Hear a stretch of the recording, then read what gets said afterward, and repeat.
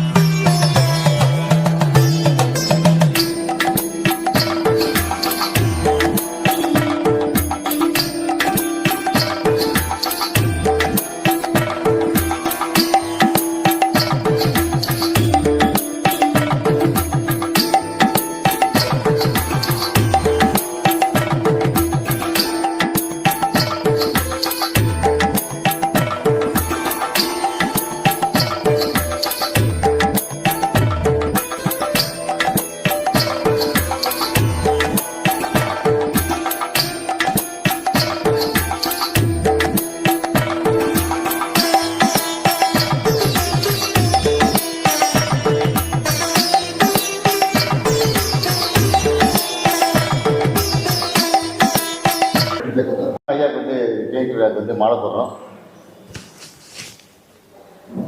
அது பொன்னாடியும் ஐயா கொடுத்துடலாம். சிவா, ரொம்ப நன்றிங்க ஐயா. சந்தோஷம் சந்தோஷம். வணக்கம் ஐயா. வணக்கம் வணக்கம். உங்கள் ஜெயந்தி 59 ஜெயந்தி விழாவில் கலந்தது ரொம்ப சந்தோஷம். எங்களுக்கு ரொம்ப ஆனந்தமாக இருக்குது. நீங்கள் யாரான பேர் பார்த்தீங்கன்னா இன்றைக்கி வந்து தூய்மை பணியாளர்கள், ஆட்டோ ஓட்டுநர்கள் வந்து முக்கியத்துவம் கொடுத்து, அது மட்டும் முதியோர் ஊனமுற்றவர்கள்லாம் பார்த்தீங்கன்னா துணியெல்லாம் கொடுத்தீங்க. ரொம்ப சந்தோஷமாக இருந்துச்சு. அது மட்டும் இல்லாமல் பார்த்தீங்கன்னா அன்னதானம் பார்த்தீங்கன்னா நூற்றுக்கணக்கான பேர் வந்து அன்னதானம் சாப்பிட்டாங்க. அது ஒரு வகையெல்லாம் பார்த்தீங்கன்னா பல வகையாக நான் 4-5 வகையாக போட்டு வடை பாயாசத்தோட விருந்து மாதிரி நல்லா கொடுத்தீங்க. நம்மளுக்கு வீடியோல இருந்து எடுத்துக்கோ நல்லா பார்க்குற மாதிரி மக்களுக்கு ஒரு ஆசீர்வாதம் கொடுத்துருங்க. இதில் சந்தோஷம். இந்த நல்ல நாளில் வந்து மக்களுக்கு ஏதாச்சும் சொல்லுங்கள் ஐயா. நீங்கள் ஒன்றும் இல்லை, நம்ம இப்போது எங்கள் குருநாதர் வந்து நம்ம பூமிக்கு வந்தால் ஏதாவது ஒரு நல்லது பண்ணணும்னு வரும். கண்டிப்பாங்க. அதனால சரி ஒரு ஞாபகமாக இருக்குன்னு சொல்லிட்டு நம்ம பிறந்த நாளைக்கு நம்மளும் ஒரு சாதாரண கூலி தொழிலாளியாக தான் இருந்துருக்குறோம். அதனால் என்ன பண்ணுறோம், நம்ம அவங்களுடைய கஷ்டம் என்னான்னு தெரியும். நம்மளால் முடிஞ்ச உதவி, சின்ன சின்ன உதவியை நம்ம செய்யலான்னு சொல்லிட்டு இந்த வேலையை நம்ம பிறந்த நாளைக்கு ஞாபகமாக இருக்குன்ட்டு அவங்க ஆட்டோ ஓட்டுறவங்களுக்கும், கூலி வேலை செய்கிறவங்க செவிலியருக்கும், இவங்களாம் வந்து நம்ம செய்ய சொல்லுது. அவங்கெல்லாம் அந்த வீட்டாண்ட தெருவெல்லாம் சுத்தம் பண்ணால் நம்ம எல்லாம் நாறிடுவோம். அந்த அளவுக்கு ஒரு தெருவே ஒரு அசிங்கமாகிடும். ஆமாம். அதனால் நமக்கு அந்த ஜனங்க கஷ்டம் வந்து நமக்கு தெரியும், ஏழைங்க கஷ்டம் வந்து நல்லா தெரியும். அதனால் அவங்களுக்கு இந்த மாதிரி ஒன்று செய்யணும்னு சொல்லிட்டு நம்ம குருநாதர் சொல்லுவார். நம்ம கீழக்கிறவங்களை பார்த்து அவங்களுக்கு நமக்கு எதனா செய்யணும் அப்படின்னு செய்ய சொல்ல வச்சு குருநாதர் கருணையில் நம்ம இந்த வேலை சின்ன சின்ன வேலையில் நம்மளால் முடிஞ்ச உதவி பண்ணிக்கிறோம். இங்கே இந்த அற்புதமாக அன்னதானம் பார்த்தீங்கன்னா ஜஸ்ட் ஒரே ஒரு ஐட்டம் போட்டு விட்ருவாங்க. ஆமாம். 4-5 பேருக்கு தயிர் சாதம், பிஸ்மில்லா பார்த்து, வெஜிடபிள் ரைஸு, அது மாதிரி எல்லாம் வடை பாயாசத்தோட விருந்து மாதிரி கொடுத்தீங்க. ஆமாம். சந்தோஷமாக இருந்துச்சுங்க. ஜனங்க சந்தோஷம். அதுதான் ஜனங்க சந்தோஷம், நம்ம சந்தோஷமா. அவங்க சாப்பிட்டு சந்தோஷம்னு சொல்லிட்டு போனால் நம்ம ஒரு சந்தோஷமாக இருக்கும். இப்போ எல்லாம் ஒரு வீட்டில் வந்து இது ஒரு ஒன்றா செய்ய முடியாது. இப்போ நம்ம செய்ய சொல்ல ஒரு ஒன்றா செஞ்சு சாப்பிட சொல்ல அவங்களும் ஒரு சந்தோஷமாக போவாங்க. நமக்கும் ஆத்ம திருப்தியாக இருக்குது. ஒருத்தர் வயிறார சாப்பிட்டு போக சொல்ல அது நமக்கு அதுவே பெரிய சந்தோஷம் தான். சீடர்கள் மற்றும் பக்தர்கள்லாம் பார்த்தீங்கன்னா ஏராளம் பேர் வந்து சால்வு போட்டு மாலை போட்டு பார்க்கறதுக்கு எளிமையாக இருந்தவரும் அவங்களுக்கு பிரம்மாண்டமான மாலைங்க சால்விங்களே நூற்றுக்கணக்கான சால்வெல்லாம் வந்துச்சு. ஆமாம். சந்தோஷமா இருந்துச்சு பார்க்கறதுக்கு. எங்களை இன்வைட் பண்ணீங்க, ரொம்ப சந்தோஷம். குழு சார்பில் ரொம்ப நன்றி சொல்லிக்கிறேன். சந்தோஷம். இப்போ வந்து மனசு ஒருநிலைப்படுத்துறதுக்கு ஏதாச்சும் ஒரு டிப்ஸ் மாதிரி ஒன்று சொல்லுங்க. கண்டிப்பாக சொல்லிடலாம். ரொம்ப பிஸியான நேரத்தில் ஐயா வந்து நமக்கு நேரம் ஒதுக்கி இருக்காரு. அதுக்கோசம் நூற்றுக்கணக்கான பேர் வெயிட் பண்ணிட்டு இருக்காங்க. உங்களுக்கோசம் ஸ்பெஷலாக இன்டர்வியூ எடுத்திருக்கான். ஸ்கிப் பண்ணாம பாருங்க. ஐயா சொல்லுங்க. ஒன்றும் இல்லை, இப்போ மனசை ஒருமுகப்படுத்தினா நீங்கள் கம்முன்னு கண்ணை மூடின்னு கொஞ்ச நேரம் உங்கள் மூச்சு இப்போது வருது இல்லையா, இப்போ மூச்சு போகுது உள்ள மூச்சு வருது, அது கூடவே வந்து ஓ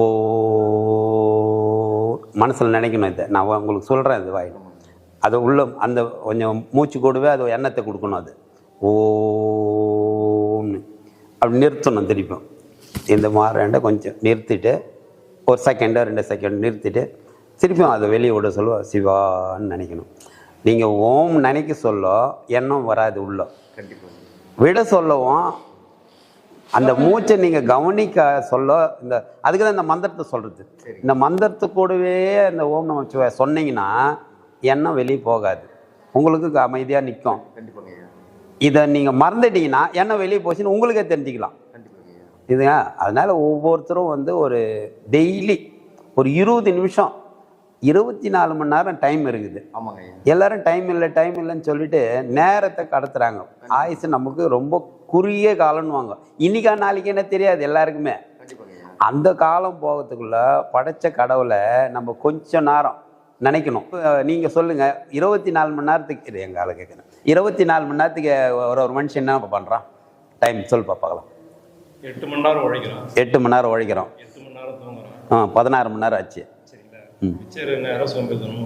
ஆமாம், இன்னும் 8 மணி நேரம் இருக்குது. நல்லா கேட்டுக்கோ, இன்னும் 8 மணி நேரம். ஏன் சொன்னார் இல்லையா, இந்த 8 மணி நேரம் இன்னொன்று விட்டுட்டாரு. சாப்பிட்றதுக்கு கொஞ்ச நேரம் டைம் போகுது, குளிக்கணும்னு சொல்கிறோம். சரியா? இதெல்லாம் ஒரு அரை மணி நேரம் ஒதுக்குனா கூட எங்களுக்கு இன்னும் போனால் கூட இன்னும் 4 மணி நேரம் மேக்ஸிமம் ஒரு 4 மணி நேரத்துக்கு மேலே சும்மா இருக்கிறோம். இந்த டைமை 20 நிமிஷம் நம்ம படைச்ச கடவுளை நினைக்கிறதுக்கு எல்லாரும் நேரம் இல்லைன்னு சொல்கிறோம். அதுக்கப்புறம் நம்மளை பகவான் படைச்சிட அந்த பகவானை நினைக்கிறதுக்கு ஒவ்வொருத்தரும் 20 நிமிஷம் ஒதுக்கணும் ஒரு நாளைக்கு. அதுக்கப்புறம் கொஞ்சம் கொஞ்சமாக டைம் ஒதுக்கி செஞ்சோன்னா நீங்கள் கேட்டிங்களா, உங்கள் மூச்சை கவனிக்கலாம், எண்ணம் வெளியே போகுதுன்னு. நீங்கள் ஒரு 20 நிமிஷம் உட்காந்தா என்ன ஆகும்னா இந்த சூலம் வந்து அடங்க ஆரம்பிக்கும். இந்த 20 நிமிஷம் பற்றி இந்த சூலம் அடங்குச்சுன்னா சூட்சுமம் உள்ள ஸ்டார்ட் ஆகும், அது அடங்க ஆரம்பிக்கும். 20 நிமிஷம் ஆகும் இந்த மனம் அடங்கத்துக்கு.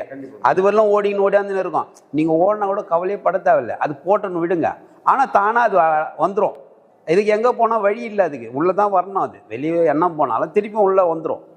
அதனால் நீங்கள் அதுக்கு கூட நீங்கள் ஒத்துழைச்சிங்கன்னா தான் அது உங்கள் பேச்சு கேட்கும். அது பேச்சுக்கு நீங்கள் விட்டுட்டீங்கன்னா திருப்பி என்ன வெளியே போகுது சொல்லினே இருக்க வேண்டிய நேரத்தை நிறைய வேஸ்ட் பண்ணுறாங்க. அதனால் கடவுள் நம்ம படைச்ச கடவுளை நினைக்கிறதுக்கு டைம் நாம தான் ஒதுக்கணுமா. அது எந்த நேரம் நம்மளாம் ஃபிக்ஸ் பண்ணணும். ஒன்றில் ஒருத்தர் பார்க்கறதுக்கு போகிறோன்றோம், அப்போ அவருக்கு டைம் ஒதுக்குறோம். ஒருத்தர் காசு தரணும்னு சொல்கிறாங்கன்னு வச்சுக்கோ, அதுக்கு பார்த்தீங்கன்னா இன்றைக்கே ஒரு 3 மணி நேரத்துக்கு முன்னே 6 மணி நேரத்துக்கு முன்னே ஒதுக்கிறோம் டைமை. ஆனால் இதுக்கெல்லாம் ஒதுக்குறோம், ஆனால் நம்ம தெரிஞ்சுக்கிறதுக்கு டைம் ஒதுக்குறது இல்லை. இது யார் தப்பு? நம்ம தப்பு தான். நம்ம அப்புறம் கடவுள் நம்மளை பார்க்கலன்னா எங்கே பார்ப்பாரு? கடவுளை நீங்கள் உள்ளே பார்க்கணும். கடவுள் உள்ளே தான் இருக்காரு. நீங்கள் உள்ளே பார்க்க ஆரம்பிச்சுன்னா கடவுளை நீங்கள் பார்த்துருவீங்க. வெளியே பார்க்குறவரில் கடவுளை நம்ம பார்க்க முடியாது. சரிங்களா? இதுதான் வாசி யோகம்னு சொல்லுவோம் நாங்கள். சரி, வேற என்ன கேளுங்க. இப்போ பொதுவாக குரு பூஜை ஜெயந்தி விழாலாம் பார்த்தீங்கன்னா ஜெயந்தி விழா 59 ஜெயந்தி விழா ஆமாம், தனக்குன்னு ஒரு ஏதாச்சும் ஒரு இது அப்படியெல்லாம் எதுவுமே இல்லை. போட்டோஸ் வச்சுப்பாங்க. ஆமாம், அவங்களுக்கு ஒரு மண்டபம் கட்டிப்பாங்க.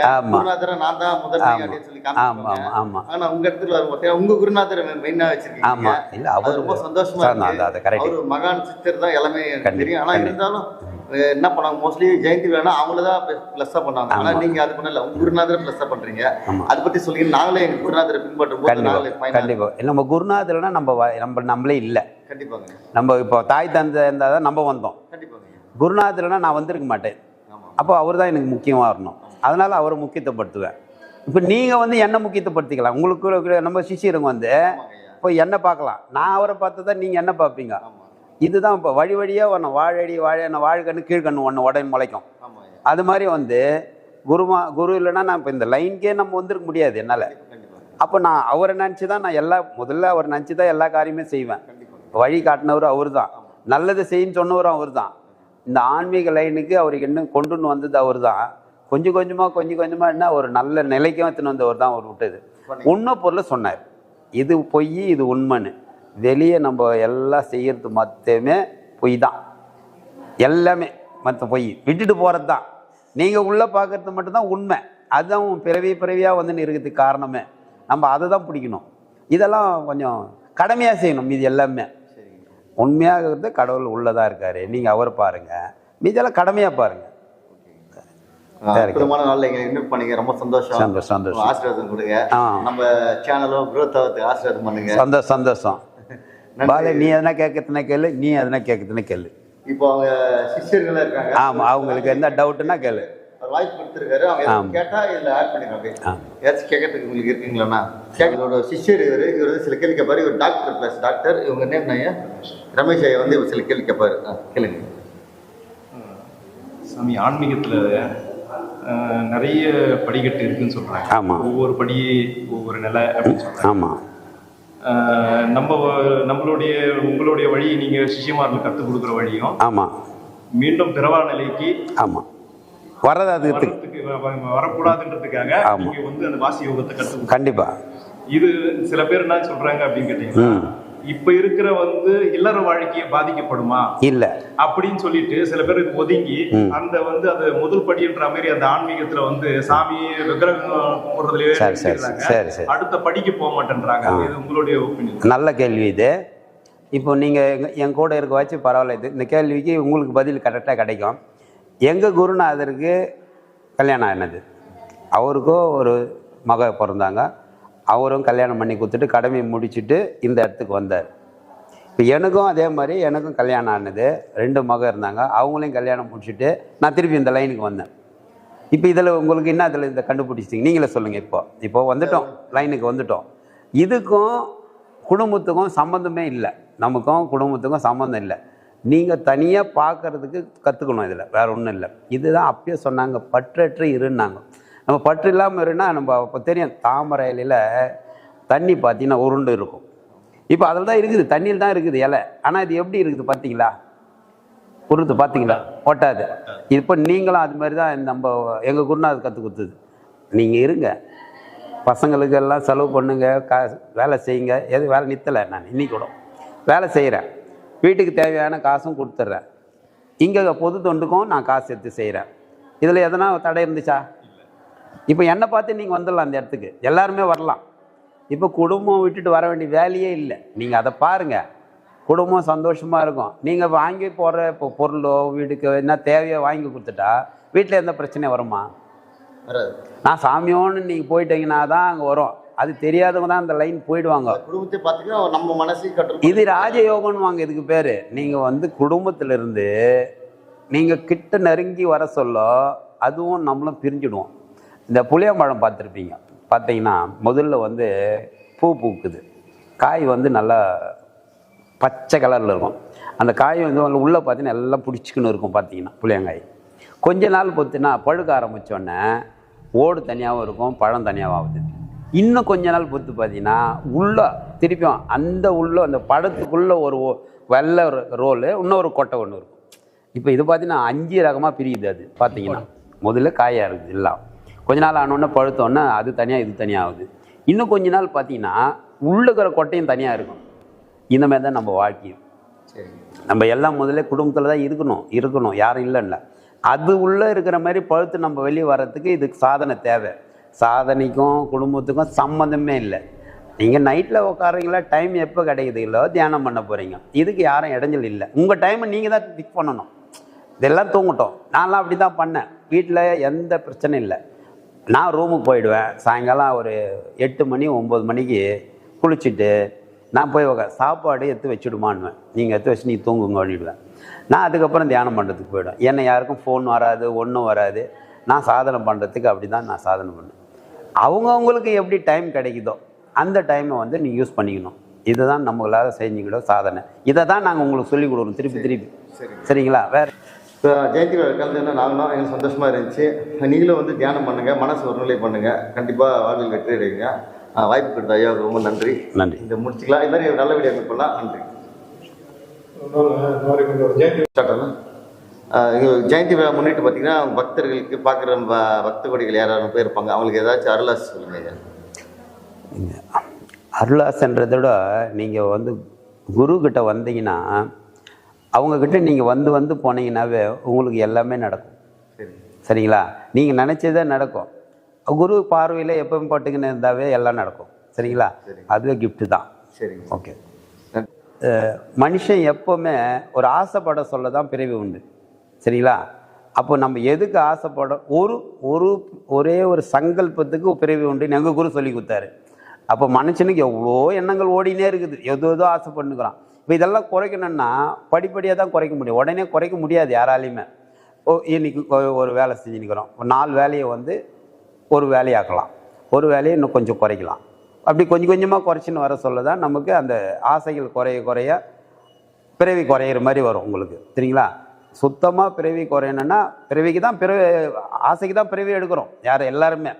அப்போ நம்ம பிறவி எடுக்கக்கூடாதுன்னு சொல்ல நம்ம கடவுள் சிந்தனையிலையும் ஆசைகளை குறையணும். கொஞ்சம் கொஞ்சம் படிப்படியாக குறைச்சின்னு அப்போ நம்ம நிலைக்கு வந்துட்டோமா பிறவி இல்லை. ஒரு சங்கல்பத்துக்கு பிறவி உண்டு. அப்போ அவங்கவுங்க முடிவு எடுத்துக்கலாம். கொஞ்சம் கொஞ்சமாக நம்ம குறைச்சின்னு வர்றது எவ்வளோ குறைச்சிக்கிறோம் அவங்கவுங்களுக்கு தான் தெரியும். எது மேலே நம்ம ஆசை வச்சோம், எது மேலே குறைச்சின்னு வரோம். போதும் எல்லாத்தையும் கொஞ்சம் கொஞ்சமாக ஒதுக்கின்னு சரி இது போதும்னா அப்படியே வந்துடுமா வெங்காயம் உரிச்சின்னு வந்துனே வந்துன்னா ஒன்றும் இல்லாது போயிடும்.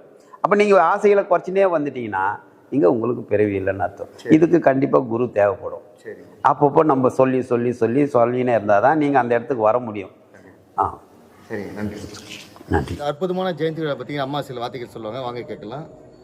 இந்த ஊரில் இந்த இடம் கிடச்சதே எங்களுக்கு பெரிய ஒரு பாக்கியமாக நினைக்கிறோம். எங்கள் குரு நினைவாக நாங்கள் இதை கட்டியிருக்கிறோம். அடுத்து பார்த்திங்கன்னா எங்கள் ஐயா எங்கள் குருக்கிட்ட 9 வருஷமாக சிஷியராக இருந்தார். அவர் ஞாபகம் அதை கட்டதுனால இன்னைக்கு அவருடைய ஜெயந்தி விழா 59வது. இந்த ஊர் மக்கள்லாம் எல்லோரும் கலந்துக்கு ரொம்ப சந்தோஷம்.